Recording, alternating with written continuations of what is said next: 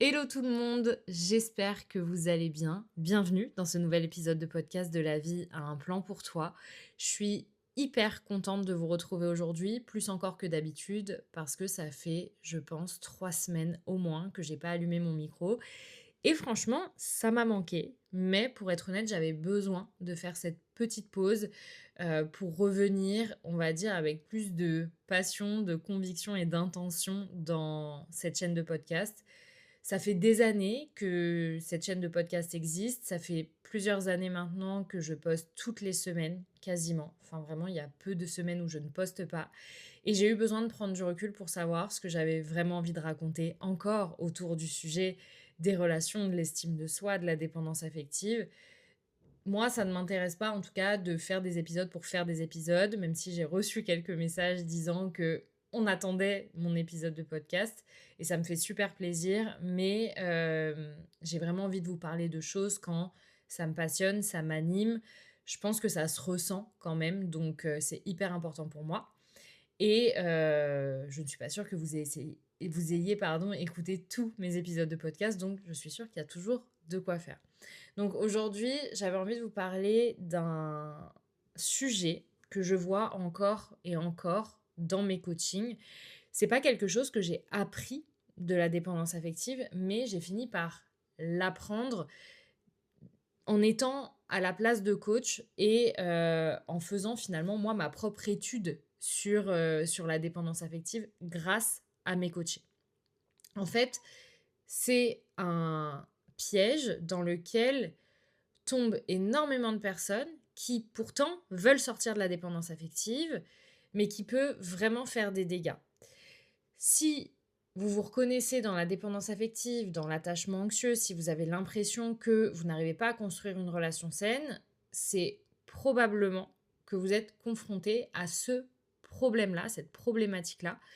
Et le plus important, c'est de comprendre que dans cet épisode, je vais vous donner peut-être des clés pour comprendre que là où vous avez l'impression de tout bien faire, c'est peut-être ce qui vous porte préjudice dans votre guérison et dans votre capacité à être dans des relations qui soient saines pour vous.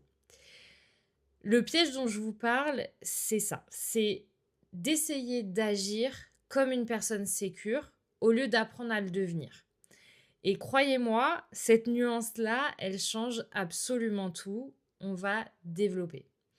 En fait, au départ, vous allez être dans un élan qui est positif. Vous êtes dans une intention positive qui est, en fait, j'en ai marre d'être mal dans mes relations, j'en ai marre d'être toujours la personne qui souffre, j'en ai marre de toujours rencontrer des personnes qui ne me conviennent pas.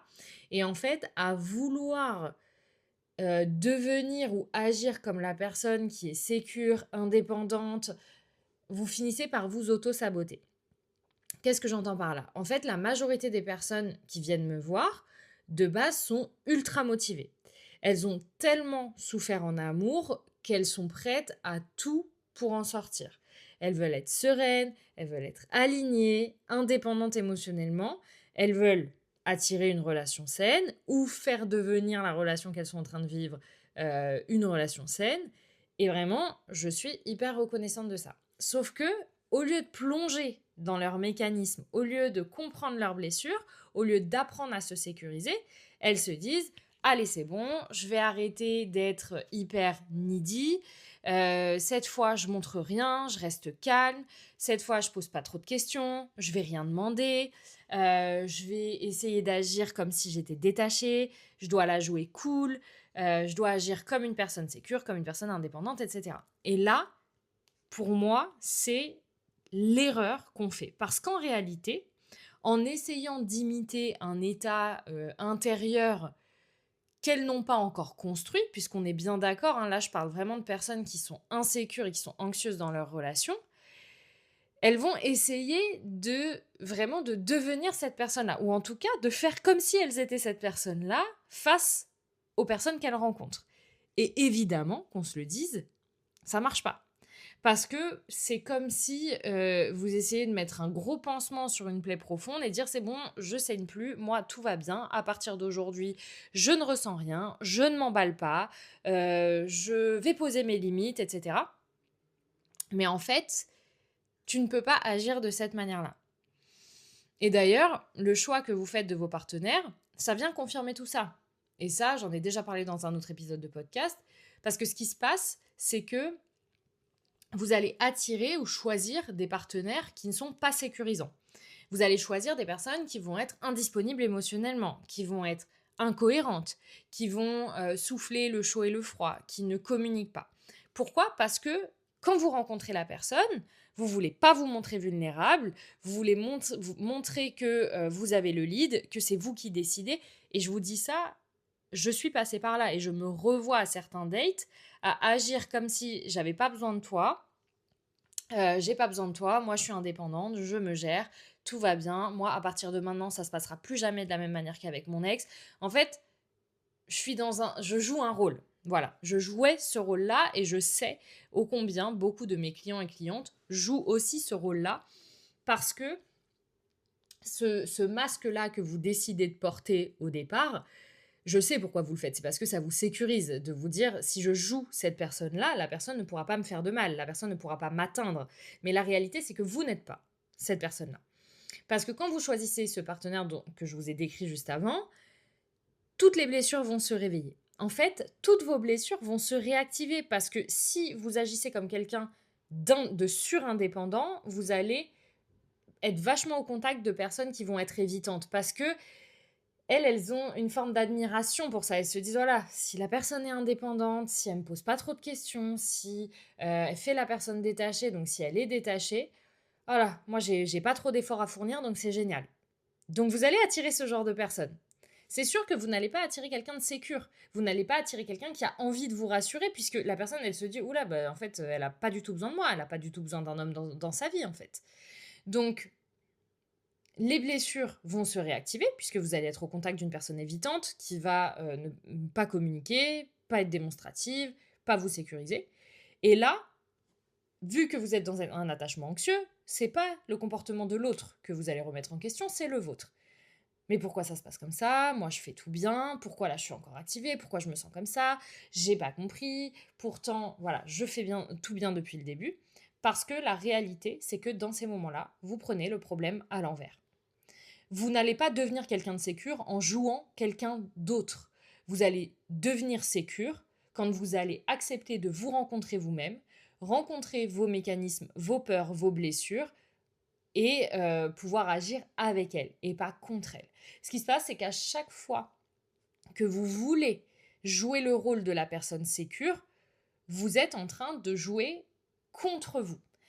Au lieu de vous dire, en fait, là, aujourd'hui, peut-être qu'un jour je vais devenir quelqu'un de sécure, et c'est super, mais aujourd'hui, je ne peux pas faire comme si j'étais quelqu'un de sécure. Ce n'est pas le cas. Donc, qu'est-ce que je fais? Et bah, du coup, si je comprends mes mécanismes, si j'arrive à capter quels sont mes besoins en tant que personne insécure, je vais pouvoir identifier et du coup rencontrer une personne qui va me permettre de me sentir plus sécure. On est bien d'accord que la personne, elle va pas vous sauver, mais en fait, prenez en compte qui vous êtes, prenez en compte vos blessures. Enfin, moi, je suis une ancienne dépendante affective, ok? Aujourd'hui, je suis sécure dans mes relations. Par contre, mes blessures du passé, elles vivent quelque part à l'intérieur de moi. Et donc, je sais très bien que pour me protéger, me préserver, j'ai besoin d'être avec quelqu'un qui est démonstratif, qui communique, qui est attentionné. Parce que c'est de cette manière-là que je me sens aimée, puisque pendant longtemps, ce qui m'a fait du mal, c'est tout l'inverse de ça. Donc je sais que je ne pourrais pas aujourd'hui, je ne serais pas du tout épanouie et ça pourrait vraiment, je pense, hein, si je suis honnête avec vous, je pense que ça pourrait me réactiver certaines peurs si j'étais avec quelqu'un qui ne me permet pas d'être sécure dans ma relation. Donc il faut que je fasse en fonction de moi, pas en fonction de ce que la personne voudrait que je sois pour elle. Ok? Donc c'est important de se dire, mes blessures d'aujourd'hui, je ne vais pas agir contre elles. Parce qu'en fait, si vous faites ça, vous agissez contre vous-même. Vous n'acceptez pas qui vous êtes. Vous êtes dans un plein rejet de qui vous êtes. Et ça ne vous aide absolument en rien. Parce que de toute façon, qu'on se le dise, ça ne fonctionne pas, hein. Moi, je connais pas une personne qui, de base, a un attachement anxieux, qui a joué ce rôle, et finalement, qui s'est pas retrouvée dans le dur après dans la relation, parce que forcément, vous n'attirez pas les bonnes personnes pour vous. OK? Plus vous allez accepter d'être vous-même, plus vous allez accepter vos blessures, plus vous allez comprendre vos besoins derrière ça et plus vous allez pouvoir connecter et choisir un ou une partenaire qui vous convienne véritablement. Pas quelqu'un que vous admirez, pas quelqu'un, où vous dites: «Oh là là, il est indépendant, c'est tellement stylé». C'est pas stylé. En fait, ça va pas être stylé quand dans l'intimité, il va pas vouloir, passer du temps avec toi, quand la personne va pas être démonstrative. Attention, je dis pas que les personnes indépendantes, c'est ça, mais je vous parle des personnes surindépendantes/évitantes. Ouais, dans l'intimité, tu vas plus du tout trouver ça stylé que tu sois pas sa priorité. Qu'on se le dise. Donc c'est hyper important que vous compreniez ça. Qu'est-ce que ça veut dire être sécure? Parce que j'utilise ce mot depuis le début, mais je me dis peut-être qu'il faut une petite définition. Être sécure, c'est surtout pas ne rien ressentir, ne rien demander, être détaché, ne jamais avoir peur, ne jamais être activé. Certainement pas. Être sécure, pour moi, c'est au contraire savoir ce que tu ressens, savoir ce qui t'active, savoir comment réguler ça, comment te calmer quand tu es dans une période où tu te sens insécure, savoir te parler avec douceur, savoir poser tes limites, mais pour ça, il faut bien les connaître, savoir dire ce dont tu as besoin et surtout savoir rester toi-même, même quand tu es dans la peur. Et qu'on soit honnête, tout ça, ça s'apprend pas en 48 heures. Ça se construit, ça se cultive, ça s'apprivoise aussi parce qu'en réalité, il faut vraiment, vraiment apprendre à se connaître. Et c'est pour ça, hein, moi je sais très bien, je fais des accompagnements sur plusieurs mois.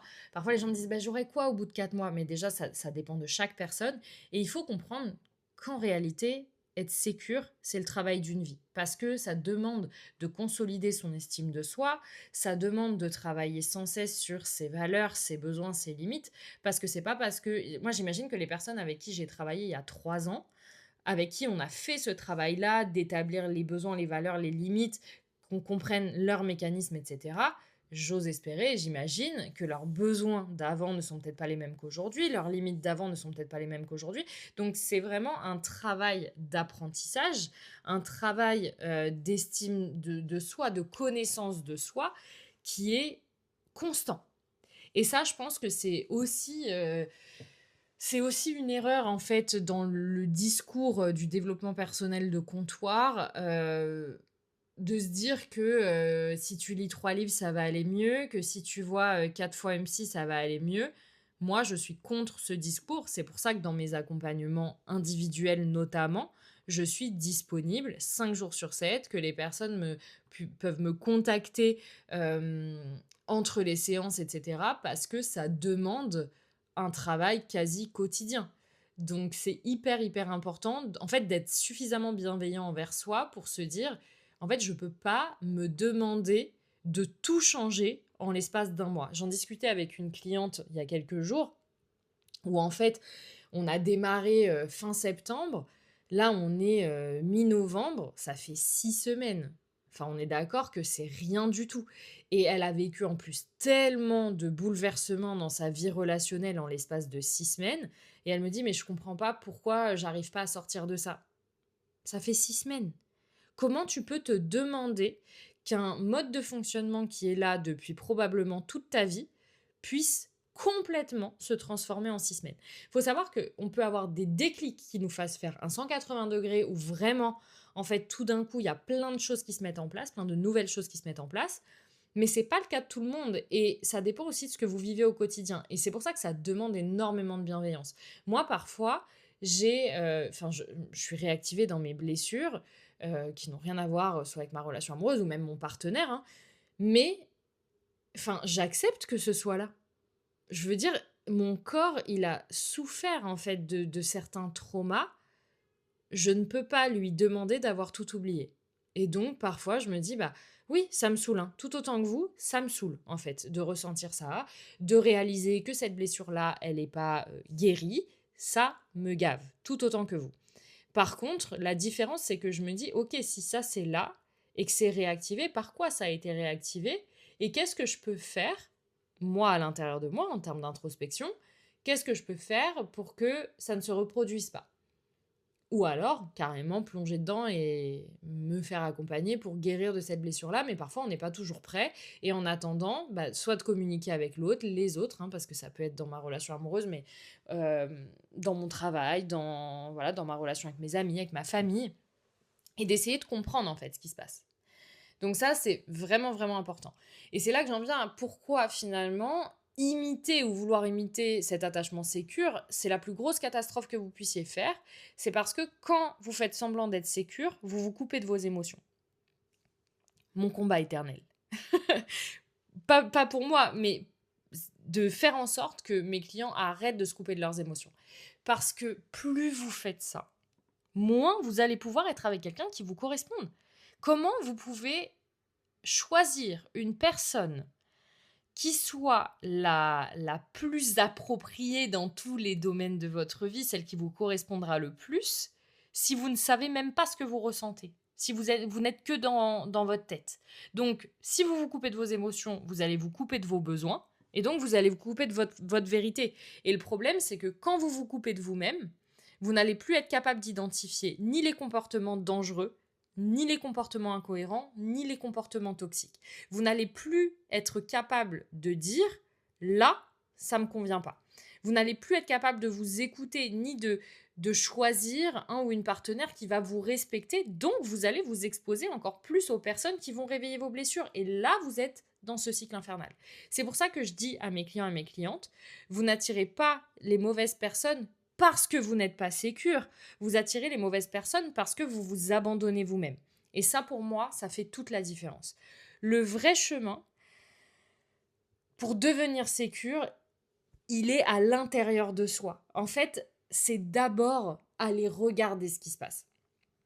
Ce que je veux que vous reteniez, c'est on ne devient pas sécure par imitation. On devient sécure par introspection. Je sais que c'est pas confortable, mais ça, je le dis à tous mes clients. Là, je crois que je vous l'ai dit dans le dernier podcast, mais là, moi, j'ai recommencé un travail sur moi. Mais vous croyez que je préfère pas faire autre chose, ni de mon argent, ni de mon heure de... Voilà, j'ai d'autres projets, je veux dire. Mais je sais que si je ne le fais pas, ça va me péter à la gueule à un moment, pour être vulgaire. Mais c'est surtout... En fait, c'est une forme d'amour pour moi. Je me dis, là, cette blessure-là, ou cette peur-là, cette angoisse-là, j'ai envie de travailler dessus parce que je sais que si je ne le fais pas, ça va avoir un impact sur la Auréa du futur, dans 6 mois, dans 1 an, dans 10 ans. Donc là, maintenant que je me sens prête, je sais que c'est là depuis longtemps, hein, mais maintenant que je me sens prête, je vais aller introspecter. Je vais aller regarder comment je fonctionne, pourquoi j'ai ces angoisses-là. Parfois, on a besoin de quelqu'un d'autre, hein. Et je vous le dis parce que la dernière fois, on me dit oui, mais toi, vu que t'es coach, t'as tous les outils. Mais ma belle, oui, quand il s'agit des autres. Parce que quand il s'agit de moi, c'est tellement inconfortable que parfois je peux être dans un déni énorme. Et surtout, je peux me mentir en me disant que justement j'ai tous les outils et donc qu'il n'y a pas de problème. Donc c'est hyper important de se faire accompagner dans ces moments-là parce qu'on est toujours moins bienveillant avec soi-même que les autres le sont avec nous. Donc, on devient sécure par connaissance de soi. Plus on se connaît, plus on a, alors attendez, plus on a une meilleure gestion émotionnelle. Du coup, plus on est bienveillant avec soi, plus on accepte aussi qui on est. Et là, seulement là, on va pouvoir faire le pas pour se reconstruire, se responsabiliser. C'est vraiment un état intérieur. Il n'y a pas de performance extérieure, il n'y a pas de rôle à jouer à l'extérieur. En fait, ce que j'apprends à mes clients aussi, c'est que, là ça me vient en le disant, mais c'est que plus tu te connais et plus tu connais chaque étape de ta guérison, plus tu vas pouvoir te sentir sécure. Parce que si tu te connais, tu sais très bien ce que tu acceptes et ce que tu n'acceptes pas. Donc peu importe ce qu'on te fait, tu n'es plus atteint. Moi, c'est ça, j'ai un vrai truc avec ça, c'est que je me dis, en fait, aujourd'hui, je me connais si bien que si tu dis quelque chose de mal sur moi, ça me fait vraiment peu d'effet. Et ça veut pas dire que je me remets pas en question et que je suis complètement imbue de ma personne. Parce que si ça vient de personnes, déjà, il faut que ça vienne de personnes qui comptent pour moi et dont l'avis est important pour moi, des personnes que je respecte et qui me respectent en retour. Parce que déjà, sinon, en dehors de ça, ton avis n'a pas de valeur pour moi. Ton avis sur moi, je veux dire. Si tu remets en question ma valeur alors que tu n'as pas de valeur pour moi, je m'en cogne. Mais c'est hyper important de comprendre que oui, je vais me remettre en question, mais par contre, je sais qui je suis. Donc si tu viens me dire quelque chose, je vais quand même me dire peut-être que ça vient de toi, en fait. C'est vraiment trouver l'équilibre entre ces deux choses-là. Il y a pas de Tu n'as pas besoin de jouer ce rôle-là, vraiment. Tu as juste besoin, toi, de travailler ce qui se passe à l'intérieur de toi et de comprendre comment tu fonctionnes.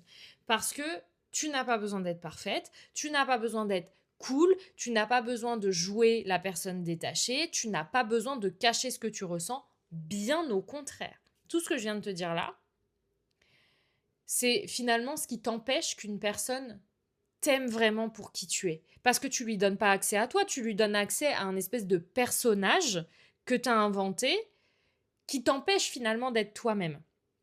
Tu as vraiment besoin de te rencontrer, de comprendre tes besoins et surtout, je ne le dirai jamais assez, de te choisir pour pouvoir choisir en conscience une personne qui te correspond. Honnêtement, si vous voulez vraiment attirer une relation apaisée, sécurisante, stable, il faut faire le travail pour commencer à se sécuriser soi-même. Et si ça vous arrive d'être dans une espèce de confusion, de répéter des schémas, de perdre vos moyens dans la relation ou de tomber sur des personnes indisponibles, c'est normal. Et c'est pas parce que vous faites les choses mal, c'est pas parce que vous êtes cassé, c'est pas parce que vous n'y arriverez jamais, c'est juste que vous n'avez pas encore appris à prendre le problème dans le bon sens. Et ça, heureusement, ça s'apprend. Je vais finir là-dessus. Merci d'avoir passé ce moment avec moi aujourd'hui. Franchement, j'étais trop contente de revenir derrière ce micro et j'espère que cet épisode vous aura donné un nouvel angle et une nouvelle compréhension et peut-être pour certains même un petit déclic. On se retrouve très vite la semaine prochaine pour un nouvel épisode. D'ici là, prenez soin de vous avec tout mon amour comme toujours. À la semaine prochaine.